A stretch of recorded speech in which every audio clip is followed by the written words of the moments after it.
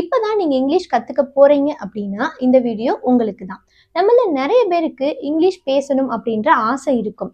ஆனா சில காரணங்களால நம்மளால இங்கிலீஷ் பேச முடியறது இல்ல.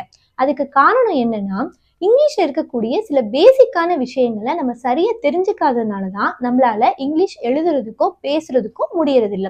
ஸோ அதுக்கான வீடியோ தான் இது. இப்பதான் நீங்க இங்கிலீஷ் கத்துக்க போறீங்க அப்படின்னா கண்டிப்பா நம்ம சேனலை சப்ஸ்கிரைப் பண்ணிக்கோங்க.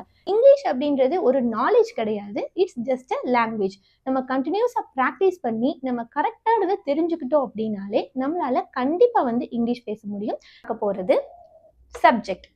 இந்த சப்ஜெக்ட் இல்லாம இங்கிலீஷ்ல எந்த ஒரு சென்டென்ஸையுமே நம்மளால எழுதவோ பேசவோ முடியாது. சப்ஜெக்ட் அப்படின்னா ஒரு செயலை செய்பவரை குறிக்கிறது தான் சப்ஜெக்ட். இதை பத்தி நம்ம இன்னும் விரிவா அடுத்தடுத்த வீடியோக்குள்ள பார்க்கலாம். இது ஜஸ்ட் இன்ட்ரோடக்ஷன் கிளாஸ் தான். ஸோ சப்ஜெக்ட் அப்படின்னா என்னன்னு தெரிஞ்சுக்கோங்க. ஒரு செயலை செய்பவரை தான் நம்ம சப்ஜெக்ட் அப்படின்னு சொல்லுவோம். அதுல என்னென்ன வருது அப்படின்னு தெரிஞ்சுக்கலாம். அதுல ஃபர்ஸ்ட் ஒன் ஐ. ஐனா தமிழ்ல நான் அப்படின்னு அர்த்தம். இப்போ நம்மள சொல்றோம் இல்லையா, சோ அதுதான் ஐ.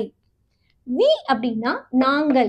நாங்கள் அப்படின்னா அது ப்ளூரல்ல வருது. இப்போ என் கூட இன்னொருத்தர் இருந்தாங்க அப்படின்னா நான் சொல்றது எப்படி சொல்லுவேன், வி அப்படின்னு சொல்லுவேன். ஸோ நாங்கள் அப்படின்னா ப்ளூரல்ல சொல்றது.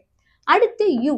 யூன்றத நீ, அதாவது ஒருத்தரை குறிப்பிடுறதாலும் இங்கிலீஷ்ல யூ தான்.